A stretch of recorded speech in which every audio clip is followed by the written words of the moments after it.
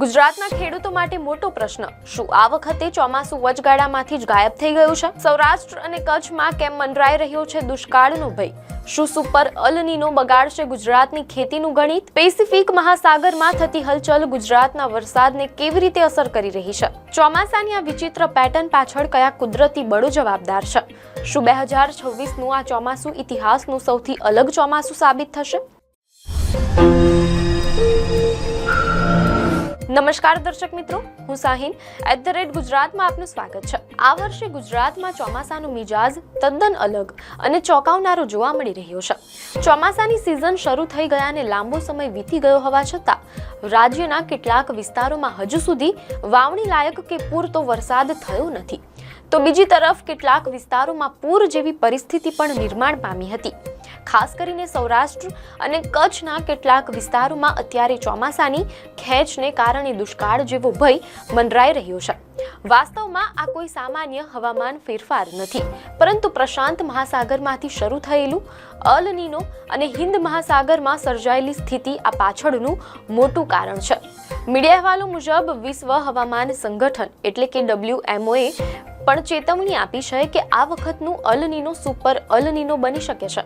તો આપણે હવામાન નિષ્ણાંતો અને વિજ્ઞાનીઓના આધારે સમજીશું કે અલ નીનો અને અરબ સાગરના પવનો ગુજરાતના વરસાદ પર કેવી અસર પાડી રહ્યા છે. ગુજરાતમાં આગામી દિવસોમાં સમગ્ર રાજ્યમાં એક સાથે ભારે કે અતિભારે વરસાદ પડે તેવી કોઈ મોટી શક્યતા જોવા મળી રહી નથી. હવામાન વિભાગના અનુમાન મુજબ માત્ર છૂટો છવાયો વરસાદ પડી શકે છે. પરંતુ સૌથી મોટો પ્રશ્ન એ છે કે ચોમાસાની આ પેટર્નમાં અચાનક આટલો મોટો બદલાવ કેમ આવ્યો? મીડિયા અહેવાલોમાંથી જાણવા મળેલ છે કે આણંદ કૃષિ યુનિવર્સિટીના હવામાન શાસ્ત્રી પ્રોફેસર મનોજ લુણાગરિયાના જણાવ્યા મુજબ ચોમાસાને અસર કરતા અનેક પરિબળો છે, જેમાં અલ નીનો પણ એક મુખ્ય કારણ છે. ચોમાસાની સ્થિતિ પર નજર કરીએ તો એક સ્પષ્ટ પેટર્ન જોવા મળે છે. સૌરાષ્ટ્ર અને કચ્છના વિસ્તારમાં વરસાદી ગતિવિધિઓ આ વખતે પ્રમાણમાં ઘણી ઓછી રહી છે, જ્યારે ઉત્તર મધ્ય અને દક્ષિણ ગુજરાતમાં ચોમાસાની સ્થિતિ સરેરાશ સારી રહી છે.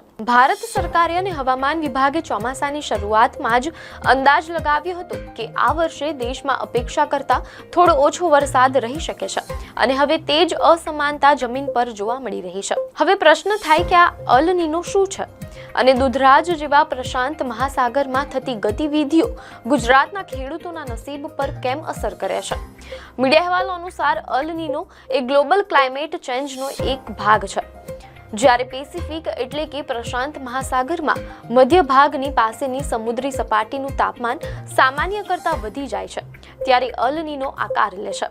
આ ગરમી પૃથ્વીના હવામાન ચક્રને અસ્તવ્યસ્ત કરી નાખે છે. મીડિયા અહેવાલો મુજબ પ્રોફેસર મનોજ લુણાગરિયાના મતે આ અલ નીનોની તીવ્રતા પાછલા ઘણા વર્ષોમાં જોવા મળી નથી એટલી વધારે છે, અને તે નવેમ્બર-ડિસેમ્બર સુધી સક્રિય રહેશે.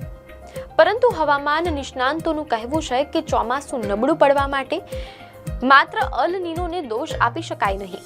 ભારતના વરસાદ માટે હિન્દ મહાસાગરની સ્થિતિ પણ એટલી જ મહત્વની છે, જેને વિજ્ઞાનની ભાષામાં ઇન્ડિયન ઓશન ડાયપોલ એટલે કે IOD કહેવામાં આવે છે. સરળ ભાષામાં સમજીએ તો જો હિન્દ મહાસાગરમાં પશ્ચિમ તરફ તાપમાન સાનુકૂળ હોય એટલે કે IOD પોઝિટિવ હોય તો તે અલ નીનોની નકારાત્મક અસરને કાપી નાખે છે અને ભારતમાં ચોમાસાના પવનોને મજબૂત બનાવીને સારો વરસાદ લાવે છે. પરંતુ તાજેતરના મીડિયા અહેવાલોમાંથી જાણવા મળેલ છે કે મહાસાગરીય આંકડા દર્શાવે છે કે IOD સતત નબળો પડી રહ્યો છે અને હાલમાં ન્યુટ્રલ એટલે કે તટસ્થ સ્થિતિમાં પહોંચી ગયો છે. IODનું નબળું પડવું અને સામે અલ નીનોનું વધુ તીવ્ર થવું, આ બેવડી અસરે ભારતના અને ખાસ કરીને ગુજરાતના ચોમાસાના પવનોને નબળા પાડી દીધા છે. ગુજરાતમાં વરસાદ લાવવામાં બીજું સૌથી મોટું પરિબળ છે અરબ સાગર પરથી આવતા ભેજવાળા પવનો, મોન્સૂન ટ્રફ અને બંગાળની ખાડીમાં બનતા લો પ્રેશર એટલે કે ઓછા દબાણના ક્ષેત્રો. હવામાન શાસ્ત્રીઓના જણાવ્યા અનુસાર ગુજરાતમાં મુખ્યત્વે અરબ સાગર પરથી આવતા પવનો વરસાદ લાવે છે, પરંતુ હવામાં કેટલો ભેજ છે અને લો પ્રેશર કઈ દિશામાં આગળ વધે છે તેના પર વરસાદનો બધો આધાર હોય છે. હાલમાં ચોમાસાના ભેજવાળા પવનો દક્ષિણ ગુજરાત તરફ વધુ સક્રિય છે, જેના કારણે ત્યાં સમયાંતરે વરસાદ થઈ રહ્યો છે. પરંતુ સૌરાષ્ટ્ર, કચ્છ અને ઉત્તર ગુજરાતમાં હવામાં પૂરતો ભેજ ન હોવાથી અને ચોમાસાની સિસ્ટમ નબળી હોવાથી વાદળો બંધાવા છતાં વરસાદ વરસી રહ્યો નથી. એટલે જ નિષ્ણાંતોનું માનવું છે કે અલ નીનોની ગંભીર અસર, નબળો પડી રહેલો ઇન્ડિયન ઓશન ડાયપોલ અને અરબ સાગર પર ભેજનો અભાવ, આ ત્રણેય પરિબળો ભેગા મળીને ગુજરાતમાં વરસાદી સિસ્ટમને છીન ભીન કરી રહ્યા છે. અલ નીનોની તીવ્રતા આવનારા સમયમાં હજુ વધવાની ભીતિ છે. ત્યારે આંકડાઓ સ્પષ્ટપણે દર્શાવે છે કે આ વખતે ચોમાસું ખેડૂતો અને તંત્ર બંને માટે મોટી કસોટી સમાન સાબિત થઈ રહ્યું છે.